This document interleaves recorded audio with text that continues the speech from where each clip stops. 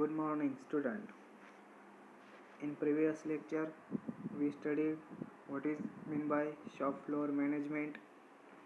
In that, we studied the department of shop floor management. What is shop floor management? Shop floor management is responsible for tangible, usable, and superior good quality of product as per specification. त्यामध्ये आपण shop floor मॅनेजमेंटची जी काही definition बघितली होती as per management dictionary, मग त्यामध्ये the area in manufacturing facility where assembly or production is carried out with reference to the design specification either by automotive system or by worker or combination of both. So this area is called as the shop floor. म्हणजे असा जो काही area आहे आपला बिझनेसमध्ये का ज्या एरियामध्ये आपण काय करतो, जे काही ॲक्च्युअल प्रोडक्शन आहे ते production as per design with reference to design आपण काय करतो, specification with reference to design specification आपण काय करतो, तयार करतो with the help of automatic system or by worker or by the combination of both system. मग ती जी काही लेवल आहे त्या लेवलला आपण काय म्हणतो, शॉप फ्लोअर. मग शॉप फ्लोअर मॅनेजमेंटमध्ये आपण काय बघितलं होतं त्यामध्ये, मग त्यानंतर आपण बघितलं होतं objective of the shop floor management, नंतर components and department of shop floor management आपण बघितले होते. तर आता आपल्याला जे काही लेआउट आहे शॉप फ्लोअर मॅनेजमेंटचा किंवा शॉप फ्लोअर लेवलचा जो काही लेआउट आहे तो लेआउट आपल्याला स्टडी करायचा आहे. मग आता कोणतेही जी काही मॅन्युफॅक्चरिंग कंपनी असणार आहे त्या मॅन्युफॅक्चरिंग कंपनीचे किंवा बिझनेसचे जे काही शॉप फ्लोअरचे लेआउट असणार आहे त्यामध्ये पहिलं असणार आहे तुमचं मटेरियल इन. मटेरियल इन म्हणजे काय असणार आहे, का जे काही तुम्हाला प्रोडक्ट तयार करायचं आहे त्या प्रोडक्टचं रॉ मटेरियल तुम्ही काय करता, परचेस करता. म्हणजे काय रॉ मटेरियल तुम्ही परचेस केलं आहे ते तुम्ही काय करता, पहिल्यांदा शॉप फ्लोअरमध्ये इन करता, म्हणजे त्यामध्ये तुमचं मटेरियल इन. नंतर नेक्स्ट वन आहे तुमची मॅन्युफॅक्चरिंग. मग आता ही मॅन्युफॅक्चरिंग जी आहे ती मॅन्युफॅक्चरिंग म्हणजे काय असणार, तुमचं जे काही तुम्ही मटेरियल घेणार आहे, रॉ मटेरियल घेणार आहे त्याचं कन्वर्ट आपल्याला काय करायचं आहे, आपलं जे काही प्रोडक्ट असणार आहे त्या प्रोडक्टमध्ये कन्वर्ट करायचं आहे. मग त्याच्यामुळे आपण काय करतो, वेगवेगळ्या जे काही प्रोसेस असणार आहे, मग त्याच्यामध्ये मॅन्युफॅक्चरिंग प्रोसेस असणार आहे, नंतर असेंबलिंग प्रोसेस असणार आहे, नंतर पॅकिंग असणार आहे. तर वेगवेगळ्या जे काही प्रोसेस असणार आहे त्याला आपण म्हणतो प्रोडक्शन. म्हणजे काही प्रोडक्शन आपण तयार केलेलं आहे ते प्रोडक्ट आपण काय करतो, is out product out for the selling.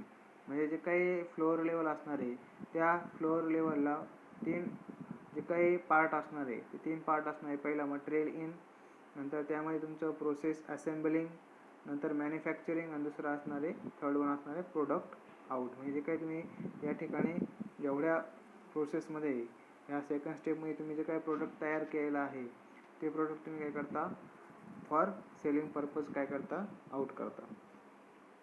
तर ही जी काही आपले प्रोसेस असणार आहे, मॅन्युफॅक्चरिंग प्रोसेस असणार आहे, असेंबलिंग प्रोसेस असणार आहे, प्रोसेसिंग असणार आहे, पॅकिंग असणार आहे. तर हे जे काही वर्क असणार आहे ते वर्क वेगवेगळ्या स्टेपमध्ये काय होत राहणार आहे, कंटिन्यू होत राहणार आहे. मग आता इथं आपण काय केले, त्याच्यामध्ये मॅन्युफॅक्चरिंग केले, त्याच्यामध्ये नंतर असेंबलिंग असणार आहे. असेंबलिंग म्हणजे आपण काय केले, वेगवेगळे पार्ट अजून एक प्रोडक्ट तयार केला. नंतर पॅकिंग तुमचं काय असणार आहे, पॅकिंग असणार आहे. मग सपोज आपण हे जे काही बिस्लरीचे जे काही बिस्लरी वॉटर जे आहे त्याचं जे काही शॉप फ्लोअर लेवल जर बघितलं तर मग त्याच्यामध्ये रॉ मटेरियल असणार आहे. मग रॉ मटेरियल तुमचं काय असणार आहे, प्लॅस्टिक बॉटल असणार आहे, बरोबर, ते आपण इथं इन केलेलं असणार आहे. नंतर त्याच्यामध्ये काय असणार आहे, त्याच्यामध्ये आपण जे काही आपलं जे काही वॉटर आहे ते वॉटर आपण काय केलं असणार आहे, त्याच्यामध्ये फीड केलं असणार आहे त्या बॉटलमध्ये. नंतर आपण काय केलं, त्याचं पॅकिंग केलं. मग ती पॅकिंग केल्यानंतर आपली जे काही बिस्लरीची बॉटल तयार झाली, आपण ते काय केले, लास्टला ते प्रोडक्ट जे आहे ते प्रोडक्ट काय केलं, फॉर सेलिंग पर्पज काय केलं, आउट केलं. तर ही जी काय आहे, ही जे 3 आपले जे काही प्रोसेस ओरिएंटेड जो काही लेआउट आहे तो शॉप फ्लोअरमध्ये आपण बघायला भेटतो आपल्याला. तर मग आपण जे काही प्रोडक्ट तयार करतो तर ते प्रोडक्ट दोन प्रोसेसने किंवा दोन टाईप्स ऑफ प्रोसेस यूज करून आपण ते प्रोडक्ट जे आहे ते प्रोडक्ट तयार केलं असतं. त्यामध्ये आपण शॉप फ्लोअर लेवलला दोन प्रोसेस यूज करतो प्रोडक्ट तयार करण्यासाठी. त्यामध्ये पहिली आहे तुमची फर्स्ट वन आहे बॅच प्रोसेस आणि सेकंड वन आहे तुमची कंटिन्युअस प्रोसेस. तर बॅच प्रोसेस म्हणजे काय आणि कंटिन्युअस प्रोसेस म्हणजे काय ते बघू आपल्याला. तर बॅच प्रोसेस म्हणजे काय, in this process bulk of material is processed in batches. तर म्हणजे काय केलं असतं, तुमचं जे काही बल्क ऑफ मटेरियल आहे किंवा जे काही प्रोडक्ट तुम्ही तयार करणार आहे किंवा जे काही रॉ मटेरियल तुम्ही आणलेलं आहे ते रॉ मटेरियल काय केलं असतं बॅच वाईज त्याच्यामध्ये काय केलं असतात, जे काही मॅन्युफॅक्चरिंग प्रोसेस असतील तुमच्या, नंतर तुमचं काय असणार आहे मॅन्युफॅक्चरिंग, असेंबलिंग, नंतर प्रोसेसिंग. तर हे जे काही सगळ्या प्रोसेस असणार आहे ह्या ज्या काही सगळ्या स्टेप्स असणार आहे हे काय केले जातात बॅच वाईज केले असतात. प्रत्येक प्रोसेसला एक जी काही बॅच आहे ती बॅच काय केलेली असते नेमून दिलेली असते. नंतर one batch of a limited number of items or quantity is processed at a time. म्हणजे एका पर्टिक्युलर टाईमला एक बॅच जी आहे ती बॅच काय करत जाते वर्क करत जाते. म्हणजे आपण जर बिस्लरी जी काही ॲक्वा कंपनी आहे त्याचा जर आपण जर विचार केला मग त्याच्यामध्ये जर प्रोसेसने जर तिचं वर्क असेल बॅच प्रोसेसने जर वर्क होत असेल तर मग त्यामध्ये काय असणार आहे एक जे काही ग्रुप ऑफ वर्कर असणार आहे तो ग्रुप ऑफ वर्कर काय असणार आहे रॉ मटेरियल आतमध्ये आणणार आहे तुमच्या फ्लोअर लेवलला. नंतर त्याने दुसरा एक काय करणार आहे तुमचं जे काही वॉटर तुम्ही घेणार आहे किंवा जे वॉटर तुम्ही ट्रीटेड केलेलं असतं ते ट्रीटेड वॉटर काय केलं असतं त्याच्यामध्ये फीड केलेलं असतं. नंतर फीड केल्यानंतर नेक्स्ट वन आहे तुमचं जे काही टॅप आहे किंवा जी काही कॅप आहे ती बॉटलची ती कॅप फिक्स करणे. नंतर दुसरं असणार आहे तुमचं जे काही प्लास्टिक कवर असणार आहे ते कवर त्या बॉटलला रॅप करणे आणि लास्टला तुमची बॉटल काय करणे आउट करणे. तर ही जी काही असं बॅच असणार आहे त्या बॅचमध्ये वर्क कम्प्लीट होत राहतं. Till the current batch of material is finished its processing the other batch needs to wait. तर म्हणजे आता याच्यामध्ये काय केलं असतं अशी जी काही बॅच आपण तयार केल्या असणार आहे वेगवेगळ्या बॅच. तर आपण सपोज ही जी काही पहिली बॅच असणार आहे ही पहिली ए बॅच काय घेणार जे काही रॉ मटेरियल आहे ते रॉ मटेरियल आतमध्ये घेणार. म्हणजे सपोज तुमच्या बॉटल असतील नंतर काय केलं असणार आहे त्याच्यामध्ये जे काही वॉटर आहे ते वॉटर काय केलं असणार आहे फीड केलेलं असणार आहे. नंतर ही दुसरी बॅच काय करणार आहे ते जे काही बॉटल फीड केलेलं आहे त्याला काय करणार टॅब लावणं. नंतर तिसरी बॅच काय करणार आहे ज्या बॉटलचे टॅब लावलेले त्याला काय करणार जो काही प्लॅस्टिकचा कवर आहे तो प्लॅस्टिकचा कवर फिक्स करणं आणि लास्टला काय तुमची आउट करणे.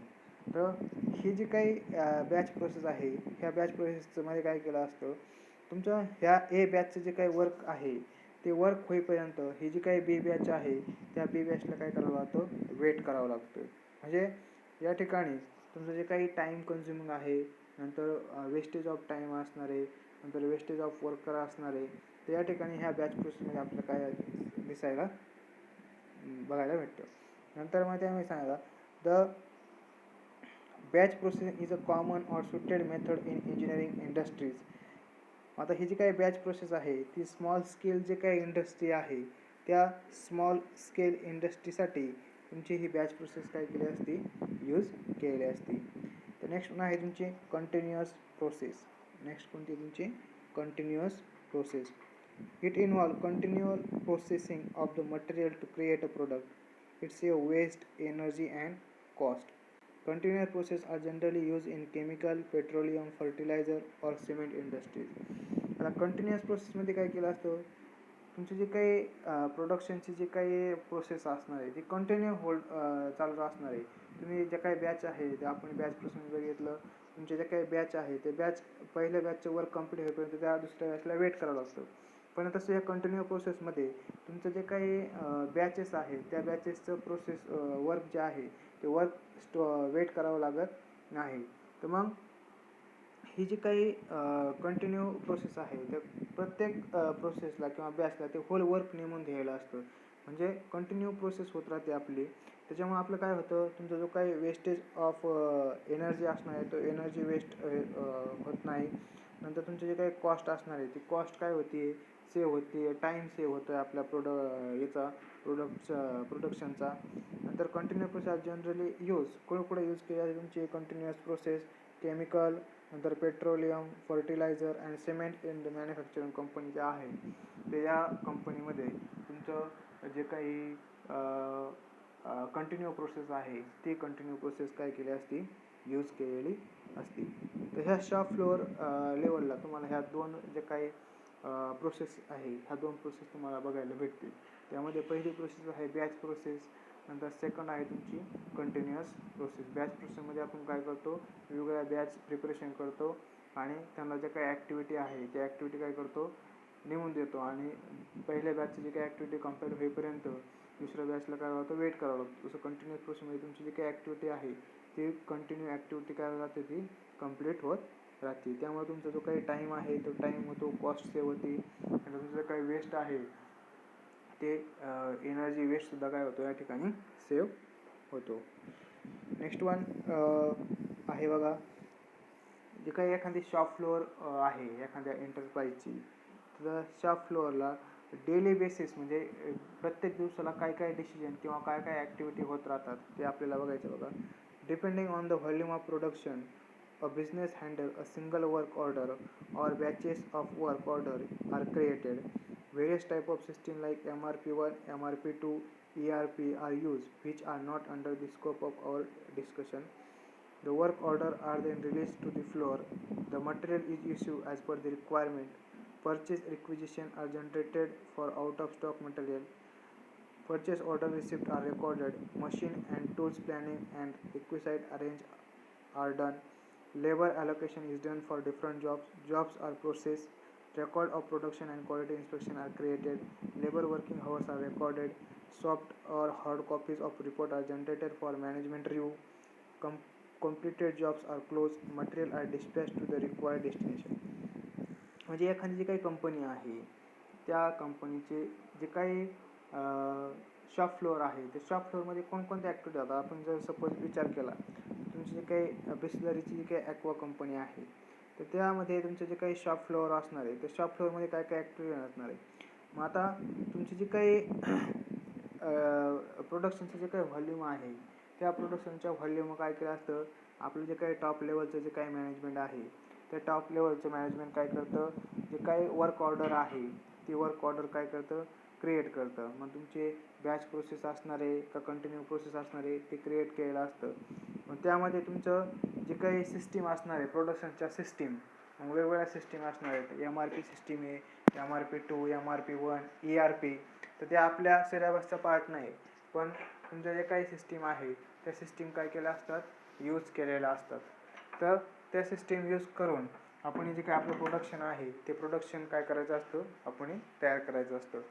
तर नेक्स्ट वन आहे तुमचं the work order are then release to the floor. म्हणजे ही जी काही स्टेप आहे ही स्टेप कोणाची असणार, तुमचं जे काही मिडल लेवल जे काही मॅनेजमेंट असणार आहे तुमचं ते मिडल लेवलचं मॅनेजमेंट करणार.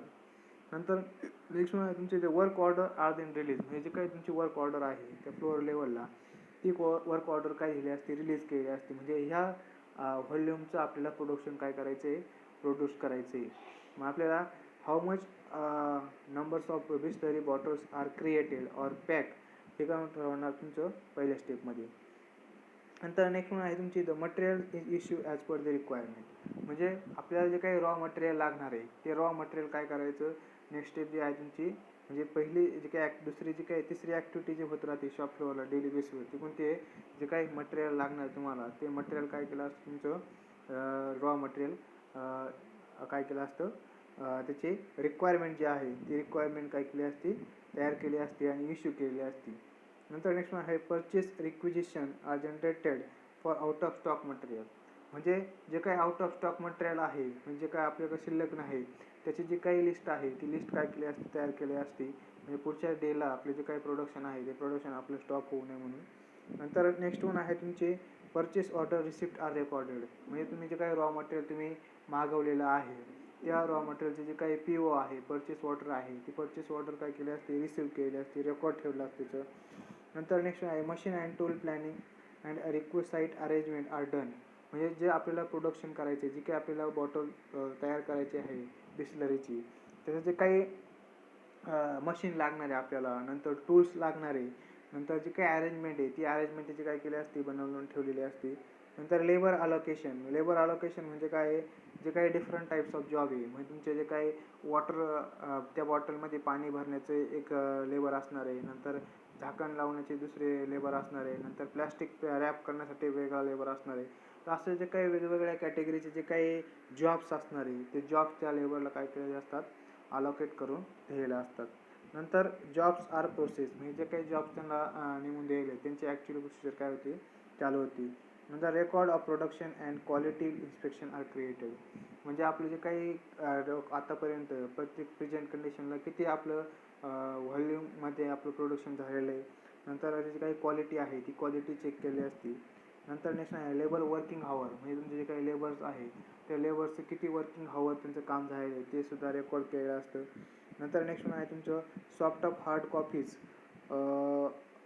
Of report are generated for management, म्हणजे तुमचं जे काही मॅनेजमेंट आहे त्या मॅनेजमेंटसाठी तुमचं जे काही वर्कर्स आवर्स असणारे, नंतर क्वालिटी कंट्रोलचा रिपोर्ट असणारे, नंतर तुमचे POs असणारे, तर यांचा जो काही सॉफ्ट किंवा हार्ड कॉपीचा जो काही रिपोर्ट आहे तो रिपोर्ट तयार केलेला असतो. नंतर नेक्स्ट आहे तुमचं कम्प्लिटेड जॉब्स आर क्लोज, म्हणजे तुमचं जे काही प्रोडक्शन आहे ते प्रोडक्शन व्हॉल्यूम कंप्लीट झालं असेल तर आपलं जे काही त्या दिवसाचं काम जे आहे फ्लोअर लेवलचं ते काय केलं असतं, क्लोज केलं असतं. नंतर material are dispatch to the required destination, म्हणजे ज्या ठिकाणी आपल्याला जे काही बिस्लरी वॉटर जे आहे ते बिस्लरी वॉटर ज्या ठिकाणी त्या डेस्टिनेशनला आपल्याला पोच करायचे आहे त्या ठिकाणी काय केलं असतात, पोच केलेलं असतात. तर हे जे काही वेगवेगळ्या ॲक्टिव्हिटी आहे त्या ॲक्टिव्हिटी शॉप फ्लोअरला डेली बेसिसवर काय केल्या असतात, कंप्लीट केल्या जातात. तर नेक्स्ट आहे आपला topic that is steps to be taken by supervisor at shop floors, म्हणजे आपला जो काही शॉप फ्लोअरचा जो काही मेन हेड असणार आहे लॉ लेवल मॅनेजमेंटचा तो कोण असणार आहे, हेड कोण असणार आहे, सुपरवायझर असणार आहे. म्हणजे जो काही सुपरवायझर असणार आहे त्या सुपरवायझरने कोणकोणत्या स्टेप्स ज्या आहे त्या कोणत्या स्टेप्स घेतल्या पाहिजे, त्यामध्ये तुमची पहिली स्टेप्स असणार आहे supervisory assigning of jobs and task to various worker and then train them for it, म्हणजे जे काही वर्कर्स आहे त्या वर्कर्सला वेगवेगळे जे काही जॉब्स आहे ते जॉब्स काय करणं, असाइन करून देणं. नंतर त्यांचं जे काही ट्रेनिंग आहे त्या जॉबची ट्रेनिंग त्यांना काय करणं, प्रोव्हाइड करणं, हे काय असणार तुमच्या सुपरवायझरची ॲक्टिव्हिटी आहे किंवा जी स्टेप्स आहे. नंतर म्हणजे तो डिसिजन घेतो. नंतर guide and instruct them for day to day activities and schedule it to complete the production target of his sections, म्हणजे आपण पाठीमागं बघितल्याप्रमाणे आपला जो काही प्रोडक्शनची पूर्ण जे काही रिस्पॉन्सिबिलिटी असणार आहे ती कोणावर असणार आहे, तुमच्या सुपरवायझरवर असणार आहे. त्यामुळं आपला जो काही गाईड असणार आहे आणि इन्स्ट्रक्टर असणार आहे ते सुपरवायझरने जे काही व्हेरियस लेबर असणार आहे त्या व्हेरियस लेबरला काय केलं पाहिजे, डे टू डेसाठी काय केलं असे प्रत्येक दिवसात त्यांना गायडन्स किंवा डायरेक्शन प्रोव्हाइड केल्या पाहिजे. नंतर त्यांचं जे काही प्रोडक्शन जे काही टार्गेट आहे ते टार्गेट कंप्लीट करण्यासाठी त्यांना काय केलं पाहिजे, मोटिवेट केलं पाहिजे आणि आपली जी काही ॲक्टिव्हिटी आहे ती ॲक्टिव्हिटी कशी कंप्लीट होईल यासाठी त्यांनी काय घेतलं पाहिजे, स्टेप्स घेतल्या पाहिजे. नंतर नेक्स्ट वन आहे तुमच्या do machine and tool planning to get best efficiency, मग तुमचं जे काही मशीन असणार आहे, टूल्स असणारे, वेगवेगळे लेबर असणारे, तर हे जे काही वेगवेगळे रिसोर्सेस आहे त्या रिसोर्सेसचं वेगवेगळं प्लॅनिंग केलं पाहिजे त्या सुपरवायझरने, जेणेकरून आपलं जे काही प्रोडक्शन आहे ते प्रोडक्शन 100% इफिशियन्सीने काय होईल, तयार होईल. नेक्स्ट वन आहे arrange plan budget for raw materials, man power, energy sources and any other requirement for optimising product cost, म्हणजे तुमचं जे काही रॉ मटेरियलचे जे काही प्युअर पर्चेस ऑर्डर असणार आहे, नंतर मॅन पॉवर असणार आहे, एनर्जी सोर्स असणार आहे, इक्विपमेंट असणार आहे, तर ह्याची जी काही रिक्वायरमेंट आहे ती रिक्वायरमेंट तयार केली पाहिजे. नंतर जे काही हायर लेवलचं मॅनेजमेंट आहे, मिडल लेवलचं, त्या मॅनेजमेंट लेवलला की जे काही रिक्वायरमेंट आहे ती रिक्वायरमेंट सांगितली पाहिजे. त्यानंतर अशा पद्धतीने प्लॅनिंग केलं पाहिजे का जी काही आपली कॉस्ट आहे प्रोडक्शनची ती प्रोडक्शनची कॉस्ट काय झाली पाहिजे, ऑप्टिमाइज झाली पाहिजे.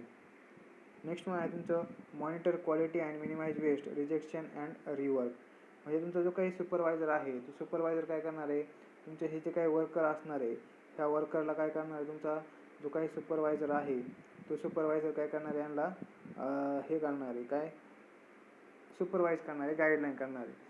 मग त्याने अशा पद्धतीने गाईडलाईन केलं पाहिजे का आपले जे काही वेस्टेज आहे ते वेस्टेज काय झालं पाहिजे, रॉ मटेरियलचं मिनिमाइज झालं पाहिजे.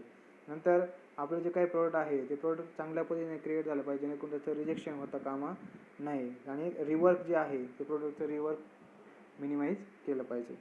नंतर नेक्स्ट आहे तुमचं create and maintain safe working condition to avoid accident. म्हणजे महत्त्वाचं म्हणजे तुमची जी काही सेफ्टी आहे वर्करची, त्या वर्करची सेफ्टी जी आहे ती सेफ्टी त्या ठिकाणी प्रोव्हाइड केली पाहिजे. हेल्दी एन्व्हायरमेंटने आपले जे काही वर्कर आहे ते हेल्दी एन्व्हायरमेंटने त्या ठिकाणी वर्क काय केलं पाहिजे, कंप्लीट केलं पाहिजे. नेक्स्ट वन आहे तुमचं prepare a periodical report about the performance of the worker and their sections. म्हणजे जो काही सुपरवायझर आहे त्या सुपरवायझरनी काय केलं पाहिजे, जो काही एक पिरियॉडिकल रिपोर्ट आहे तो पिरियॉडिकल रिपोर्ट काय केला पाहिजे, त्यांनी तयार केला पाहिजे त्यांचा परफॉर्मन्सचा. म्हणजे 8 दिवसाचा रिपोर्ट असेल तुमचा, नंतर 7 दिवसाचा रिपोर्ट असेल, 15 दिवसाचा रिपोर्ट असेल, 1 मंथचा रिपोर्ट असेल. तो रिपोर्ट त्या सुपरवायझरने काय केला पाहिजे, क्रिएट केला पाहिजे. कोणाचा, वर्करचा परफॉर्मन्सचा. म्हणजे जे काही वर्कर आहे ते वर्कर आपल्या इफिशियन्सनी वर्क करत आहे की नाही त्याचा रिपोर्ट त्यांनी तयार केला पाहिजे. नंतर नेक्स्ट आहे तुमचं face everyday contingencies changes and create successful deviation to maintain work flow. म्हणजे तुमचा जो काही आपला जो काही प्रत्येक दिवसाला होणारा जो काही एक्सपेन्स आहे त्या एक्सपेन्सचा रेकॉर्ड आपला जो काही सुपरवायझर आहे त्या सुपरवायझरने काय केलं पाहिजे, मेंटेन ठेवलं पाहिजे. There are other steps or function also such as the communication, addressing problem, grievance, motivation and maintaining discipline. त्याच्या व्यतिरिक्त तुमचा जो काही सुपरवायझर आहे तो सुपरवायझरने काय केलं पाहिजे, कम्युनिकेशन केलं पाहिजे व्यवस्थित तुमच्या वर्करशी. नंतर तुमचं जे काही प्रॉब्लेम आहे त्या प्रॉब्लेमचे ॲड्रेसिंग, म्हणजे तुमचा जो काही वर्करचा जो काही प्रॉब्लेम आहे तो प्रॉब्लेम आपले जे काही हायर लेवलचं मॅनेजमेंट आहे त्या हायर लेवलच्या मॅनेजमेंटपर्यंत काय केलं पाहिजे, प्रोव्हाइड केलं पाहिजे. आणि त्याचं जे काही सोल्युशन आहे ते सोल्युशन त्याला दिलं पाहिजे. नंतर नेक्स्ट आहे तुमचं मोटिवेट. म्हणजे तुमच्या वर्करला जे काय आहे ते मोटिवेट केलं पाहिजे. त्यासाठी 100% इफिशियन्सी प्रोडक्शन तयार करण्यासाठी. आणि महत्त्वाचं म्हणजे तुमची जी काही डिसिप्लिन आहे ती डिसिप्लिन वर्करची काय केली पाहिजे, आपला जो काही सुपरवायझर आहे त्या सुपरवायझरने डिसिप्लिन काय केली पाहिजे, मेंटेन केली पाहिजे. आपले जे काही फ्लोअर लेवल आहे त्या फ्लोअर लेवलमध्ये तुमचा जो काही सुपरवायझर आहे तो supervisor plays an important role. म्हणजे इम्पॉर्टंट रोल काय करतो, प्ले करतो. म्हणजे जी काही प्रोडक्शनची जी काही इफिशियन्सी आहे ती प्रोडक्शनची इफिशियन्सी कोणावर डिपेंड असणार, तुमच्या सुपरवायझरवर डिपेंड असणार आहे.